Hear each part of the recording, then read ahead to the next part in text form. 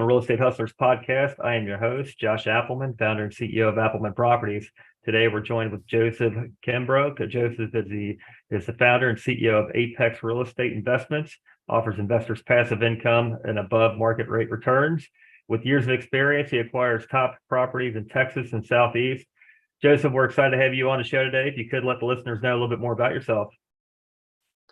Okay, awesome. Thanks for having me on. Absolutely. Tell us a little bit about your background, where you come from, how you got into real estate, and where you're heading with real estate. Okay, yes. So I'm from the Dallas-Fort Worth area. I born and raised here. I got started in real estate, really, in wholesaling. I'm not sure if you're familiar with it, but it's where you're flipping paper. You get a property under contract, and then you sell that contract for a profit to a person who's going to either flip the property or utilize that property as a buy and hold. So that's how I got started. And I did that for about 3 years before I got into what I'm doing now. Yeah, wholesaling is a great way to get into real estate and learn to acquire that skill. That skill can be used in a lot of different ways, from single family, multifamily, self-storage, really any asset class. So tell us how learning that skill and how that propelled you to the next level of real estate and then where you're at today. So learning that skill on how to wholesale, it takes a lot of knowing how to sell to be good at that. If you don't know how to convince someone to give you their property at a low cost and then convince someone to buy it from you, then you're not going to do well as a wholesaler. And plus, it's a lot of hustle, a lot of cold calling, cold text messaging, getting cursed out. But when you get the deals, it's worth it. So that definitely prepared me for what I'm doing now, because on this side, I don't deal with any of the getting cursed out or having to do the cold calling and things. But seeing where people are writing $200,000, $300,000, even $500,000 checks made me very comfortable when I'm asking someone, hey, the minimum investment to invest with me now is $100K. Got it. Yeah. That's well, in wholesaling, you're looking for problems to help people. So there's typically a pain point on the other side of whether they've something's happened in their life to where they just don't need the property anymore or have to change properties. You're looking to help people, not necessarily to get the property for cheap, but to help them get out of their situation and move on to wherever they're heading. Exactly.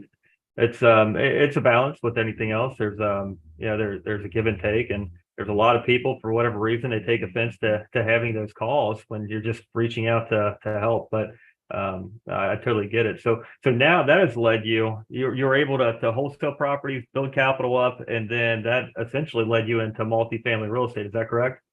Yes, that's exactly correct. Because what happened was, after wholesaling for 3 years, I realized I have cash on hand. I'm getting checks. I'm doing what the typical wholesaler does, posting it on social media. Hey, look at me, I just made $10,000 today. And that all seems cool. But when I look at the reality of things, I didn't own any property. And so I wanted to own apartment buildings. And so I started learning how to invest in apartment buildings through like a Michael Blunt course, for example. And then also going to events and stuff, just being around it, learning how people talk within the space. And so by doing that, after doing that for like a whole year, late 2021, I ended up meeting my now mentor, who he felt like it would be great for me to be a on the fund management side, providing equity to apartment buildings, because it'll allow me to scale quicker, build a portfolio. And so that's what got me started into multifamily, meeting the right people, networking. Yeah, networking is huge. Being at the right events and getting in the room is essential. And then your mentor, finding out what your skill sets are and where he can help you compound those skills. Is that right? Yes, exactly. Like he knew instantly, like from talking to me, hey, you'll be a great fit for this. Yeah, and being a fund manager, you're essentially helping busy professionals invest into alternative assets like real estate and helping them make their money grow. So it's a win-win. You're playing matchmaker.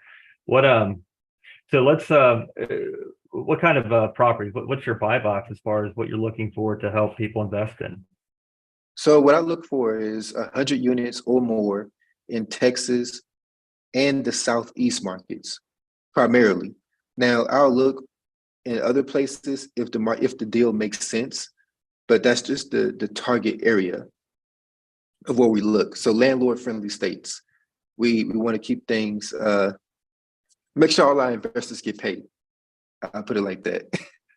Well, yeah, and I mean, there's different ways of risk versus reward. So if you're on a path of progress where an area is gentrifying and it's a little bit of a higher risk area, but you've got data proving that it's going to be high value down the road, your risk is going to be more at first, hoping that things play out like they should, but your upside is going to be more too. So and there's areas.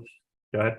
I was gonna say, and also we do I buy pre-existing apartment buildings and then stuff that's being built. So developers, I can work with developers as well. Okay, and that's they have to be construction. Yep, ground up construction. But if I'm working with a developer and they're building something, it has to be 100 units or more. Yeah, that they're building. Yeah, and that's economies of scale. The more units you have, the lower your if you've got 100 units and you've got 20 vacancies, your vacancies less than what it would be if you had 40 units with 20 vacancies. I mean, that's Exactly. obvious. That's economies of scale, and that's why you want to be over the 100 unit mark, especially when you're bringing in, say, a stable something that's long-term, different capital, something that's predictable. Yep.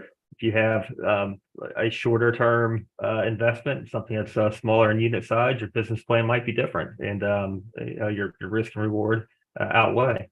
There's a lot of different vehicles that you can match your investors up with as well. Yep. If you were to go back and restart, what would be the number one thing you would tell yourself?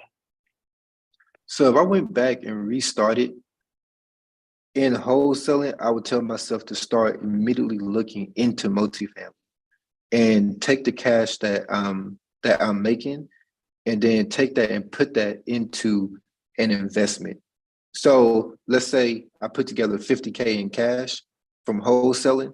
Instead of taking that money and just sitting on it, letting inflation kill it, or having to pay that out in taxes, what I would do is take that money and be a passive investor, a limited partner, by investing into a syndication that's 100 units or more, so that I get those tax advantages for that year. So that way I'm taking advantage of that bonus depreciation that comes with that. So if I can get that bonus depreciation by investing with that syndication group, then I would do it all day, because it'll save me on taxes and provide me passive income. So that would, if you go back now, what you would tell yourself, say you're working and you're doing all this work in order to invest passively.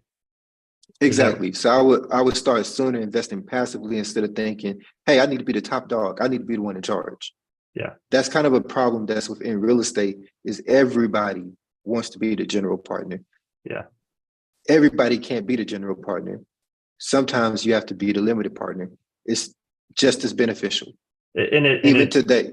There's a lot of cases where it's even more beneficial to be as a limited partner than a general partner, because essentially the returns are more for the amount of effort that you put in. And every general partner, GP, wants to prove to their investors that they are the best. Their returns are the best. They're the best operators, and they protect the asset better than anyone else. So you've really got an alignment of interest. If you've got a great general partnership that's producing results, your investors win too, no matter what the case is. Exactly. Even as a fund, I invest as a limited partner in some deals, even through my fund. Yeah. Like my fund will be a limited partner in an apartment deal, because it just makes sense, right? Versus I don't always have to come on and have part of the general partnership. So it depends on the people. Yeah, and it's a balance on every deal, what the general partnership's made of, the where the property's at, the business plan. But being an LP, I mean, you get all of the benefits of owning the property as if you own it. You get the depreciation, you get the debt pay down, the amortization schedule, everything goes right to the LPs as well. It just flows through.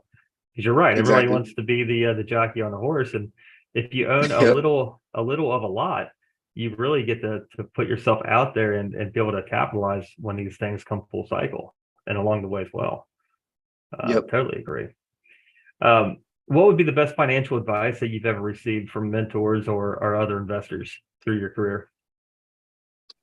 Best financial advice through my career. I would say early on, this is before I was in real estate. And this is when I lived out in the country, watching some older people and how they carried themselves. They own businesses. One guy, he built houses. So I really watched him. Now he would build 6 houses at a time, but he drove around in a Toyota Camry. So the lesson learned there was you don't always have to show your hand in what you have to impress people. And also by doing so, you actually hurt yourself because that's less money you can invest now. Yeah. So what I learned is to conserve income, use that for investing. So actually I got to learn that pretty early, but then, obviously being in Dallas around people, you're like, man, I kind of want to have something. So don't get distracted. Stay That tunnel goes vision. yeah, mind your own business. That's the adage. Exactly. Yeah, mind your own business. Don't compare yourself with others. And everyone's in a different chapter in life. That's no matter what, in different reasons. And delayed Yep. gratification. Build your assets up, cash flow producing assets. Exactly. It's better to buy those nice things where you can buy them in cash and have to make payments on them. Yeah, yeah. Or your Lamborghini fund is going to be financed by the eightplex that you need to go find and buy. Buy the business Exactly. that buys the liability. Have an asset that's paying for the liability. That's Exactly. What is the biggest lesson that you've come across in real estate so far? So one of my biggest lessons, and you're gonna laugh. So when I got started, like in multifamily, I invested as an LP in an apartment building. And so I was like, yeah, 3 months later, I'm gonna get my first distributions. 3 months come, it's like, nah, like it's not gonna be able to happen right now because of XYZ. I'm like, what? And I'm thinking back to when I was wholesaling, I'm used to like fast checks, like boom, boom, boom, getting checks, right? So this is like a mind blow for me. I'm like, wait a minute. They're like, yeah, no, it's gonna be another 6 months. I'm like, what? This is how multifamily works. Like you have to. So my biggest lesson that I learned was patience. Yeah. Because when the money flows in this business, it actually flows. It keeps coming. It's called passive income for a reason. So patience is something that I learned. You can't think like you get caught up in like for lack of a better term, that drug dealer mentality of fast money. I want it now. Yeah. You don't want to be thinking like that in real estate. You want to have a constant flow. Are you building something that's going to last for right now? Or are you trying to build something that's going to last generationally? Yeah, I cannot agree more. The delayed gratification, the first few months are essential when purchasing multifamily of any size because you're restabilizing the property. What the sellers were reporting on their rent roll, their T12, this and that. It may be true. It may not be true. And that's when you're taking over property, you're finding out what is true, what the expenses truly are, what tenants are truly paying the rent on time, late, or which ones need to be evicted. So once you restabilize the expenses, restabilize the property, now you know how much money is left to pay your investors. But it's delayed gratification, and there is patience. There's a lot of emotions at work. You want to at the end of the day, you want to make sure that the property is healthy, financially healthy. Yep.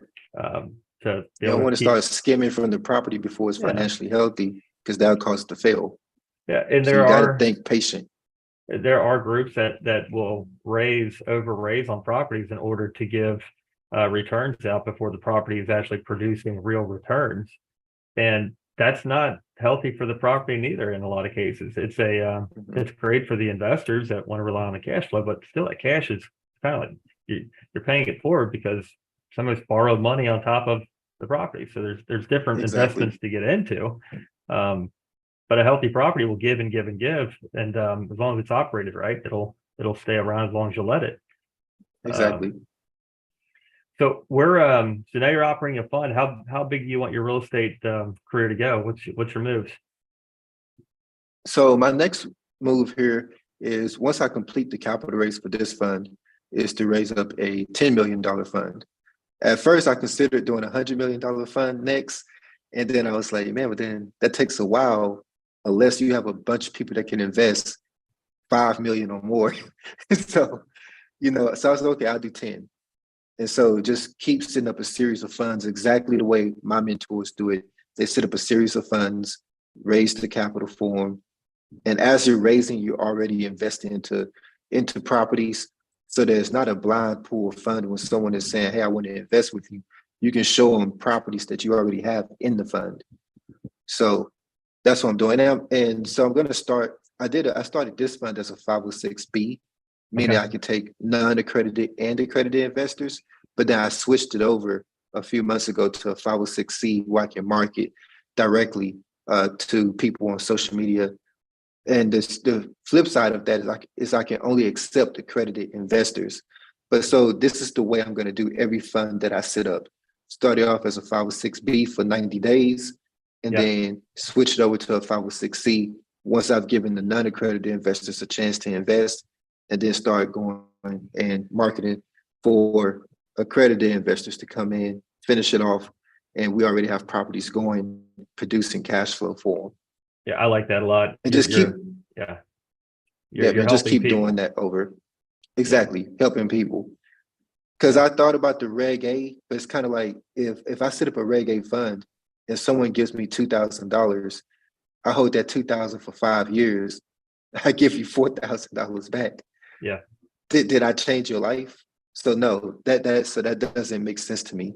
You would be better off spending that money on a course Yeah. and something. So Level your skills up. At the same time, though, if you give them exactly. $4,000 back, well, I mean, it just depends on how long you've got their Over money for, five too. years. Yeah, over Yeah. 5 years. Not waiting no 5 years for $4,000. Reggaes are there's a lot of regulations because reggaes are changing consistently. Crowdfunding. It's there's Yeah. different platforms that come out and different nuances. Of course, everything's litigated too. So where all that's heading, it's just time will tell. It'll keep telling. So I think you mentioned that you had recently did a TEDx talk. Can you talk a little bit about that? Yes, so I did a TEDx talk recently going over the power of fear, overcoming yourself to reach your purpose. And so once they upload that to the YouTube channel and everything, and I'll be able to put it out there more. But yeah, it was a great talk. Did it this Yeah, past Saturday. nice. It was awesome.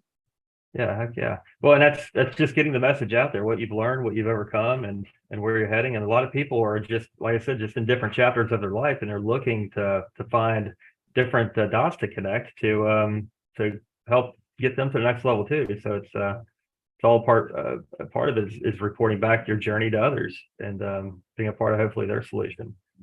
Yep.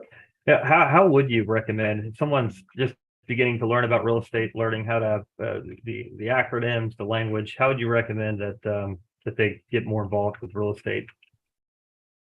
I would say kind of like what I did when I was first getting started is I spent a lot of time on YouTube just learning. I spent a lot of time looking up stuff, finding Yeah, people like not gonna put like names out, but just finding different people who are pretty big in the industry already and following them. Oh, and podcasts. yeah, I listen to podcasts a lot and read books on it. So I like to read books a lot, try to read at least 30 a year. It depends on the year, how much I have to get done though. yeah, So yeah, I would say books, podcasts, YouTube, all three of those together. Those are all free resources for the most part. Putting all those together, you'll be able to learn a lot just off of that. You don't have to yeah, go out there and spend like 10, 12, or even 30, 40,000 on a course to learn anything because it's all information. If you're not lazy and you want to really do this, you can piece it all together through YouTube and all these other avenues to learn. yeah. I totally agree. It's hard to find the information when you don't know what you're looking for. So it's Exactly. It's getting into the podcast, real estate investing podcasts, getting YouTube channels, and just starting to listen how people talk and what they talk about and how they convey information. Me and you right now we're exchanging information. And it's hard. One thing always is in direct correlation with another thing in real estate, and it's connecting those dots. And ultimately, you learn, and you're constantly learning, constantly evolving your knowledge. Yep, especially when you start putting into action, you're learning as you go as Yeah. well. Yeah, that's totally agree. That's good. What at what step do you feel like they should go out and seek paid mentorship? Because on a paid mentorship, you're paying for contacts too, essentially. Yes. So on the paid mentorship, what I did was I started learning, getting enough knowledge, and then I paid for the course. Yeah. And so paying for the course, as I'm going through it, I know what they're talking about now because I at least got the basics out the way. What is what do you call it? NOI? How do you calculate that? Different things of that nature. So I got those like the actual lingo out the way. So when I'm going through the course, I don't need to watch that part. I can skip over and go into the actual meat of what's being taught so that Yeah. I can apply that and start taking those actions. Yeah, that's huge. That's very cool. So you start out wholesaling, and then you learn language, learn the real estate game, and then you seek mentorship and then the mentor essentially said you're a capital raiser. You're great at spotty deals. You're trusted advisor. You're Yep. you should seek to start raising capital. Tell us some things that you've learned about raising capital. So some things that I learned is that the market can change how people feel.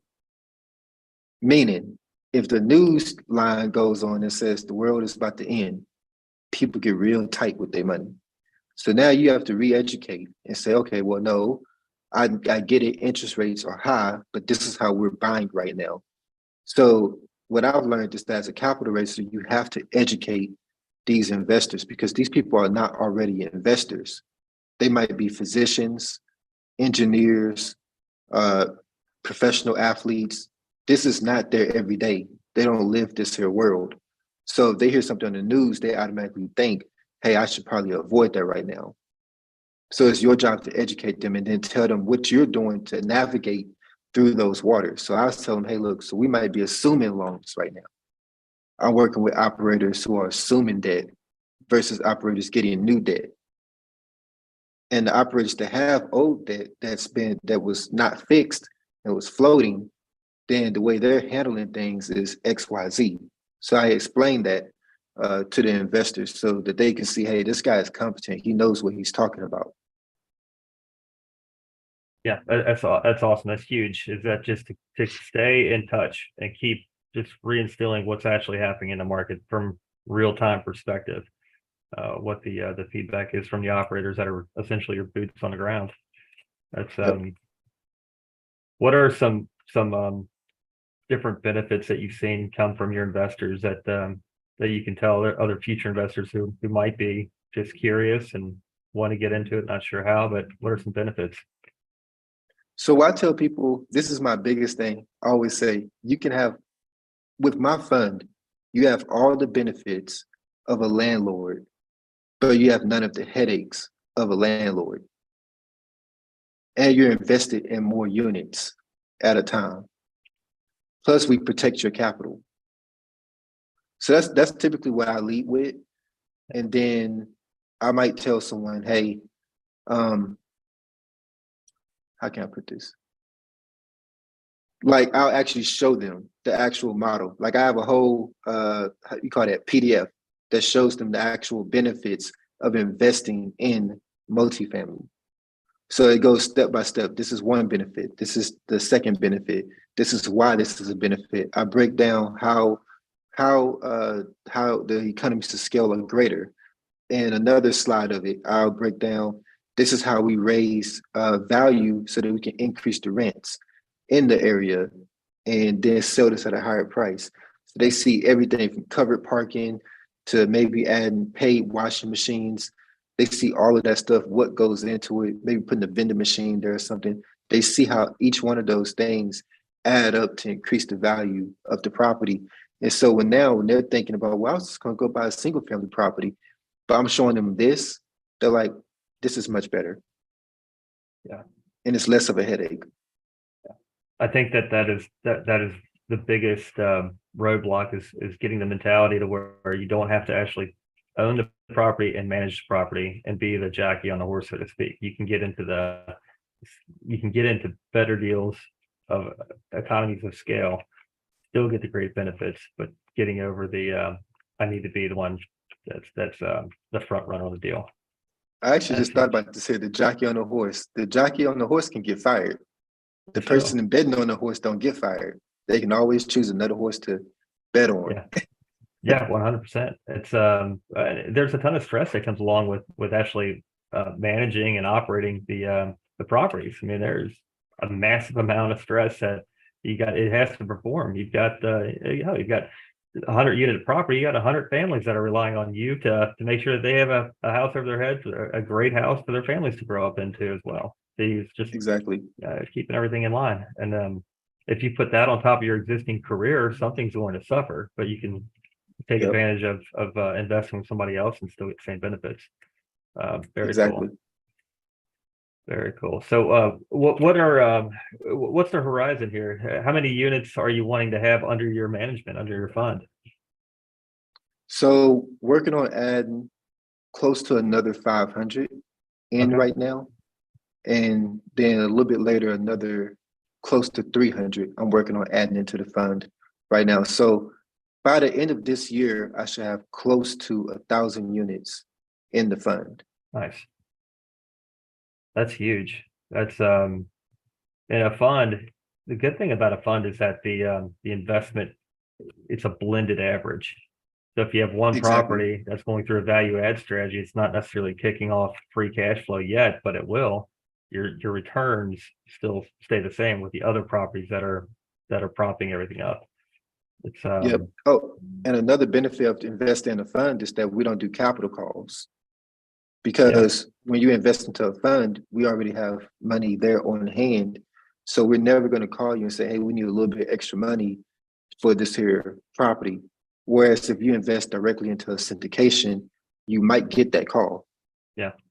Yeah, if it was undercapitalized out of the gates, or things happened, or you put debt on there that might not have been very good debt, like a floating interest rate, then you could have a capital call and then ultimately dilute your investment.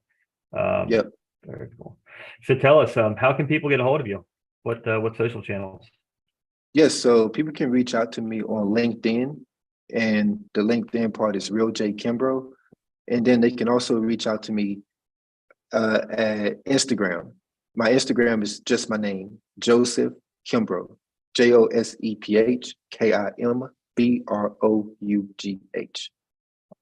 We'll also have your contact information when we send out this episode. And you're a wealth of knowledge. Love the conversation. Look forward to following you. We'll certainly talk soon. Yep, definitely. Thank you for having me on. Yes, sir.